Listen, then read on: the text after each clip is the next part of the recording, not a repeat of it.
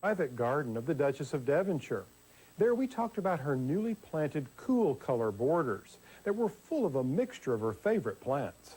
Well, Your Grace, I see you even have hollyhocks growing here in the borders. Oh, hollyhocks, my very favorite, love them. But the ones I like best of all, the ones that are nearly black, don't you? Oh, I love those, the big single blossoms. Yeah. And they are almost black. They're as near black as you can get in a flower, I guess. Now, that's a beautiful white one. Yeah. Well, my mother used to say she hated white flowers. She said they were like bits of paper blowing about. I see.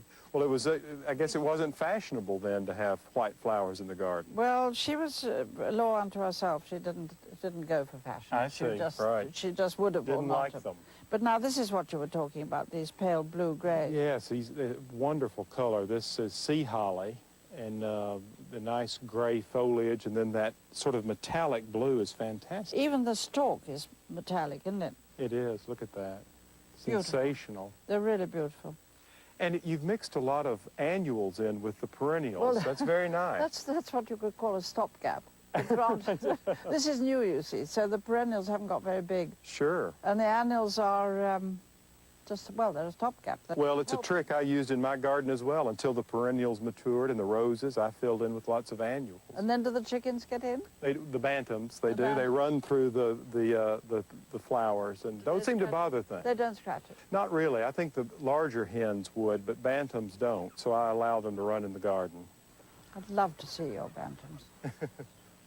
When you make a border, do you put mostly perennials and just wait for them to get good and fat and well-liking, or do you put roses in with them? Do you put annuals again, or what do you do? What I do is I start with a framework in the back, some sort of dark backdrop for it to all hang on, and then I'll fill in with a few roses and add the perennials, and then put in annuals to fill in, and then I'll study it for a year because I know I always want to change things. And then I'll reduce the annuals the next year and add a few more perennials after I've had a chance to study it. And they've had a chance to grow. And right, and see who likes who, and if they're working out together, if they like who they're planted next to. And do you sometimes have a client who says, I want it like that straight away, I don't want to wait? Yes, ma'am. Those are always the most difficult because you can't do that with a garden. You have to have patience. Well, thank you so much for having me here at Chatsworth. Well, it's been a pleasure. It's been marvelous, and I can't believe the change I've seen in the past 15 years. I'm very glad if you think it's all right. Good. Yeah. You know, I was actually there to interview the Duchess, but from time to time it felt like she was interviewing me. She's very inquisitive and creative. You know, Chatsworth is a wonderful place to get inspired by color. So why don't we recap some of those points about color? Plant an evergreen backdrop. Get your soil right, and then add in perennials and annuals. Now, as far as the colors you might plan to use in a garden, well, to me, it's up to your personal preference and the sort of mood you want to create. For instance, if you're into cool blues, well, there's a range of flowers you would use. Or if you're into hot, fiery reds, well, there's a palette there to work from as well.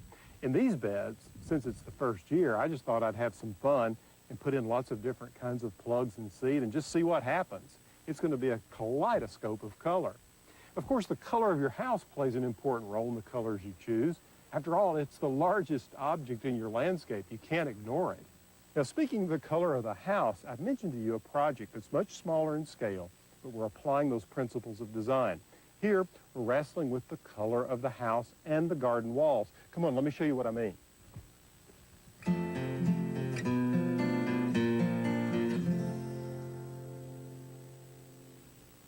Well, here we are at the Goodwins, and you can see that the brick is painted. And I love the style. It's English cottage. And you can see that on each side of the door, they've placed a pair of evergreens with these handsome gas lanterns. I'm going to follow this path around to the back, where the makeover is about to begin. You know, whether we live in an urban or suburban situation, we always have to deal with ambient sound. It can be blowers and mowers. It could be construction. Even car noise can get in the way of creating our own little paradise. But you see, what's going on here is the Goodwins are really off to a good start. Look at this brick wall. It's fantastic. It already gives them a sense of privacy and does block out some of the noise. The other thing they have going for them is they've got this beautiful brick patio. So now it's up to us to accent these walls and come up with a comfortable living space on the patio, all with a great deal of style. Now, during the design process, the first thing I want to consider is this very strong axis that works through the center of the house all the way to this wall. You see, here's an opportunity to create a focal point on this wall of this garden room, so we can literally look through the doors and windows out into this space. The other thing we've got to keep in mind is that we've got a colossal magnolia tree right out in the middle of the garden. So that's going to dictate the plants that we choose to go in this particular space.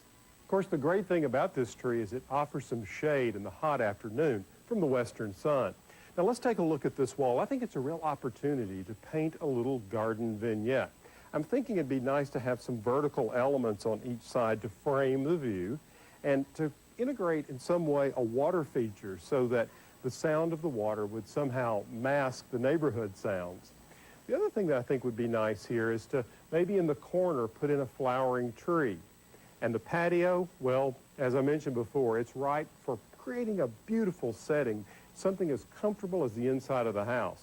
So I'd like to pick out some really handsome patio furniture and really make this a room. You know, whenever I design a garden, I try to be as green as possible. And that's looking for ways to help the client save time and money. It's a part of my Being Green program. Now let's get back to the plants. I think one that'll really set this space off is a hydrangea with a pink flower. You see, it'll echo the color of the impatiens they've already planted around the house. Now, did you know that hydrangeas are ideal problem solvers for shade gardens? You see, problem solvers in turn save us time and energy because they're taking what could be a great deal of work and turning it into something beautiful. When it comes to hydrangeas, there's a wide range of blooms and styles you can choose from. You're probably familiar with the old-fashioned variety. You know, the ones with the large pom-pom-like blossoms that can bloom pink or blue depending on the soil chemistry. This creamy white variety that I have growing in my center garden is called Annabelle, and we've caught it at one of my favorite stages of development because within the same plant there are nice subtle variations in bloom size and color. Annabelle hydrangeas are wonderful in contrast with plants with variegated foliage, like this dogwood and this variegated miscanthus grass. These large blossoms will persist through the summer, right up until the fall, at which time I'll bring them in for drying. Here's another variety of hydrangea that I planted just last year called lace cap. The name obviously comes from the lacy appearance of the bloom. Now, what I find interesting about this plant is that in a single blossom, you actually have two kinds of flowering going on. These tiny little flowerets in the center are fertile. They have both male and female parts, while on the edge, these large showy ones are sterile. They serve to lure pollinators. No matter what variety of hydrangea you choose, you'll find that they like plenty of humus or organic matter in the soil and consistent moisture. If you've got a shady area, you might give one of these guys a try. And if you do go for some of those old-fashioned mop-head hydrangeas, here's something to keep in mind. The color of the bloom is dictated by the soil pH. For instance, if you want beautiful pink flowers, you want to make sure that your soil is sweet or alkaline. And for blue flowers, you want to make sure the soil is acidic. Now let's think about the color of this garden for just a moment.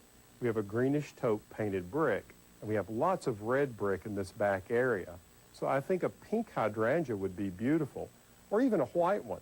But if you think about pink, it works really well with the red brick color. It echoes beautifully in the pink impatiens, or even the begonias planted at the base of that colossal urn at the front of the house.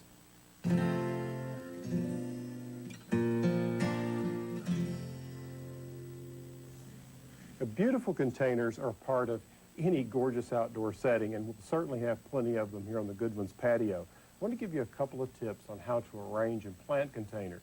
What I'm doing here is I'm starting with 3 different size pots, and I'm going to group them together, large, medium, and small. I'm using terracotta because I think it blends beautifully with the brick.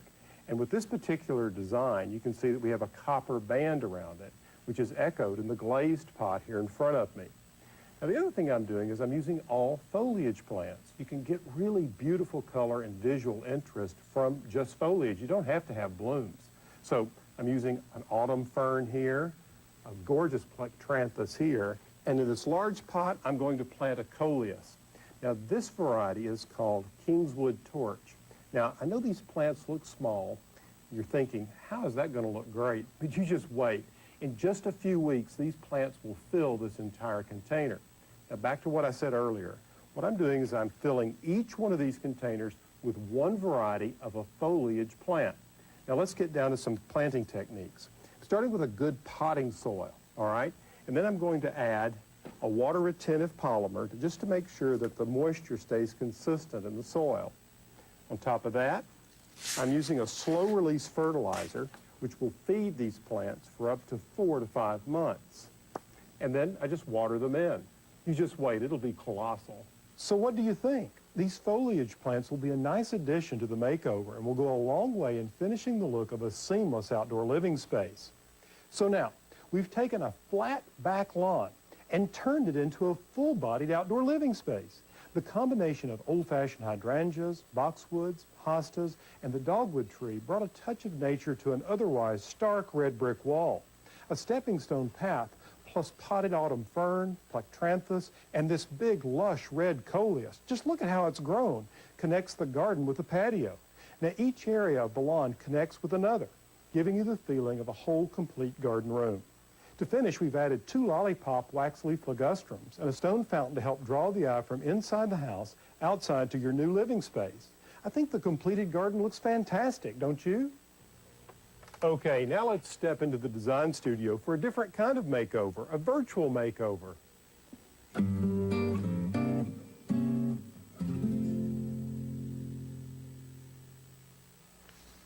Welcome to my design studio. Today we've got a good-looking house in Virginia.